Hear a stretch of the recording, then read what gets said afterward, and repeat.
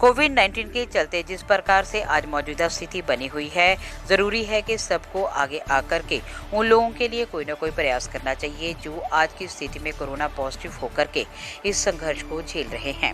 यही कारण था कि पठानकोट कोविड रिस्पांस टीम आगे आई है, जिन्होंने मल्टीपर्पज़ स्टेडियम जो कि लमीनी में स्थित है, उसमें एक कोविड सेंटर को स्थापित किया है, जिसमें 55 बेड ऐसे लगाए गए हैं जो कि उन लोगों के लिए है जिनके पास घर नहीं है या फिर जिनके पास पुख्ता प्रबंध नहीं है कि अगर वो पॉजिटिव हैं तो कहाँ रहें और कहाँ पर अपने आइसोलेशन का समय वो बिताएं।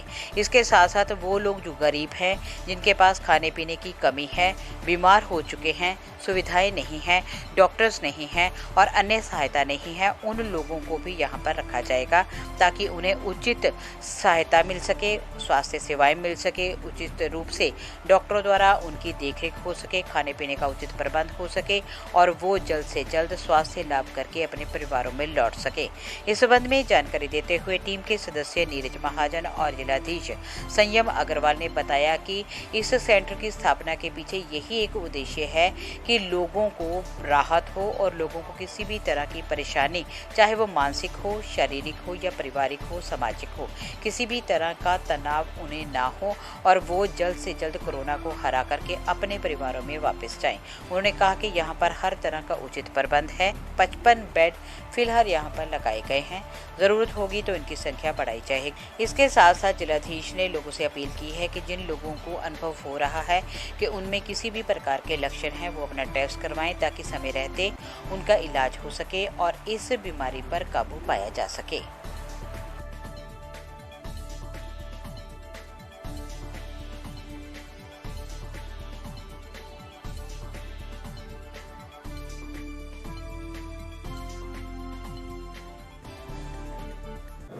जब ये कोविड शुरू हुआ था तो गवर्नमेंट ने पहले कोविड केयर सेंटर्स का कॉन्सेप्ट चलाया था। तो बेसिकली उसमें ये था कि जो गरीब तबके से लोग हैं जो अपने आप को घरों पे आइसोलेट नहीं कर सकते, तो उनको ये फिर फैसिलिटी दी गई थी। बट बाद में फिर सरकार द्वारा घर में ही एकांतवास अलाउ कर दिया गया था, तो उसके बाद फिर इन सेंटर्स को हर ज़िले में बंद कर दिया गया था।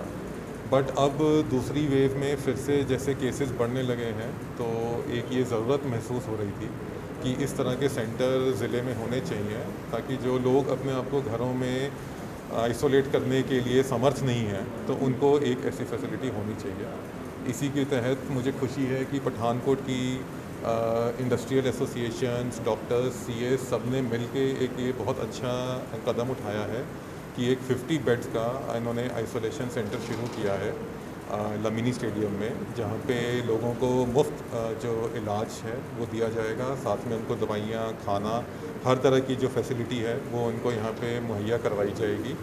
और मुझे उम्मीद है कि लोग ज़्यादा से ज़्यादा इस फैसिलिटी को यूज़ करेंगे। सर, आर्मी ने भी बहुत सहयोग दिया है यहाँ पर। हाँ, आर्मी का इसमें हमें पूरा सहयोग वैसे भी कोविड की फ़ाइट में मिल रहा है, जिसमें उन्होंने हमें ऑलरेडी मिलिट्री हॉस्पिटल में अपने बेड्स रिज़र्व किए हैं हमारे पेशेंट्स के लिए, और यहाँ पे भी इंफ्रास्ट्रक्चर को सेटअप करने के लिए आर्मी ने काफ़ी हमारी मदद की है। तो हम धन्यवाद हैं आर्मी के लिए इस सपोर्ट के लिए इस मोमेंट पे, और हमें अभी तक उनसे जो भी हमें चाहा है वो हमें मिलता रहा है। सर, जिले में कंट्रोल स्थिति अब काफ़ी पेशेंट कम आ रहे हैं जी, लेकिन क्या ये जो लगातार बना रहेगा या कुछ समय के लिए कोविड के समय? मुझे पूरी उम्मीद है कि जब तक इसकी रिक्वायरमेंट है तब तक तो चलता ही रहेगा ये, और ज़रूर स्थिति बेटर हुई है। पॉजिटिविटी रेट हमारा वीक ऑन वीक गिरता जा रहा है, केसेस हमारे कम होते जा रहे हैं, और खुशी की बात है कि किसी पूरे पीक में भी हमें कोई ऐसी स्थिति का सामना नहीं करना पड़ा जो कई बार बाकी ज़िलों में हमने देखा है। कोई ऑक्सीजन की शॉर्टेज नहीं इतनी हुई, कोई बेड्स की शॉर्टेज नहीं हुई, कोई ड्रग्स की शॉर्टेज नहीं हुई। तो रिलेटिवली बस अब यही है कि सब अपना अभी भी ध्यान दें कोविड बिहेवियर का, क्योंकि थर्ड वेव की जो प्रेडिक्शंस हैं वो बहुत स्ट्रॉन्ग हैं, और अगर अभी कोई एहतियात हमने नहीं दिए तो उसके आने की पूरी गुंजाइश है। सर, आपने यहाँ पर निरीक्षण किया है और कई जो है समस्या भी दिया जाएगा यहाँ सिविल हॉस्पिटल के साथ उनको रखा। सिविल हॉस्पिटल का ओवरऑल सपोर्ट इस पूरी फैसिलिटी को चलाने में रहेगा, और हमारे डॉक्टर्स भी ऑन कॉल इसको मॉनिटर करेंगे, एम्बुलेंस भी ऑन कॉल रहेगी। तो एक ओवर आर्किंग फ्रेमवर्क में तो हम इसको चेक करते ही रहेंगे, बाकी जो डे टू डे मैनेजमेंट है वो इन्होंने कोविड रिस्पांस टीम जो पठानकोट की बनाई है वो इसको यहाँ पे चलाएगी। सर वेंटिलेटर्स को लेके कहा जाए तो 20 वेंटिलेटर सिविल हॉस्पिटल में आए थे, लेकिन उनका कहना है कि ऑपरेटर नहीं होने के कारण वो प्राइवेट हॉस्पिटल्स को दे दिए गए। तो 1 साल के ऊपर का समय और फिर भी हमें वेंटिलेटर चलाने के लिए ऑपरेटर नहीं मिल रहे। सर इसमें कहाँ दिक्कत है और क्यों है सर? लोगों को नहीं, वेंटिलेटर जाना पड़ रहा है। के लिए सिर्फ ऑपरेटर का इशू नहीं है। वेंटिलेटर के लिए एक पूरा ट्रेंड मेडिकल मैन पावर चाहिए होता है, जिसमें एनेस्थेटिस्ट भी हमें चाहिए होते हैं, क्रिटिकल केयर स्पेशलिस्ट भी चाहिए होते हैं। तो एक तरह से ये मैन पावर क्राइसिस मैं कहूँगा कि जो है, और वो पूरे देश में ही है। तो गवर्नमेंट काफ़ी अब इसमें भर्तियाँ भी कर रही हैं और उम्मीद है कि जल्दी ही हमारे पास ट्रेंड मैन पावर आ जाएगा। बट तब तक के लिए बेस्ट यूटिलाइजेशन को देखते हुए जिन हॉस्पिटल्स के पास ये मैन पावर थी तो उनको ये प्राइवेट तौर पे हमने अभी के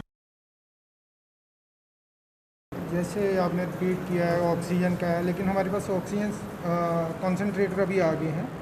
तो जैसे कल से हम यहाँ पे पेशेंट लेने शुरू करेंगे। अभी ऐसी खामियां नहीं हैं, हम जो जो ज़रूरतें अभी पूरी करने वाली हैं आज शाम तक उनकी बातें करेंगे। कोई ऐसी खामी नहीं है, तो पूरा सहयोग है हमें एडमिनिस्ट्रेशन की तरफ से। तो जो कुछ काम रह गए हैं जो शाम तक करने हैं, कुछ आ रहे हैं, तो बस वो बातें हैं। कुछ जैसे लॉन्ड्री की आपने बात करी, तो वो प्राइवेट वेंडर है, उनके साथ कॉन्ट्रैक्ट करना है, तो वो तो हमारी टीम अपनी तरफ से कॉन्ट्रैक्ट करेगी। तो ये इसको खामियां नहीं है, कुछ रहा नहीं है, तो इन द प्रोसेस है सारी चीज़ें, और एडमिनिस्ट्रेशन की तरफ से सारी हेल्प है। लेवल 1, लेवल 2, लेवल 3 के पेशेंट्स यहाँ पर आएंगे, वेंटिलेटर्स की भी ज़रूरत आपको कहीं ना कहीं पड़ेगी। नहीं, थोड़ा मैं आपको करेक्ट कर दूँ, ये सिर्फ लेवल 1 आइसोलेशन सेंटर है। और जो हम आपके दर्शक सुन रहे हो उनको भी बता दें, जो लोग अपने घरों में आइसोलेट नहीं हो पाते हैं और होटल्स में भी आइसोलेट होने नहीं जा सकते हैं, यहाँ पे घर जैसी सारा फूड है, न्यूट्रिशियस फूड है, और थोड़ा गेम्स का, मेडिटेशन का प्रबंध है, नर्सिज़ हैं, और बस डॉक्टर्स हैं। अपनी टीम में ही 4 डॉक्टर्स हैं, और सिविल हॉस्पिटल की तरफ से भी ऑन रोल उन्होंने डॉक्टर दिया, 24/7 ऑन कॉल डॉक्टर्स हैं। तो उनके लिए फैसिलिटी अवेलेबल है जो घर में रहकर अपनी फैमिली को ये वायरस स्प्रेड ना कर दें।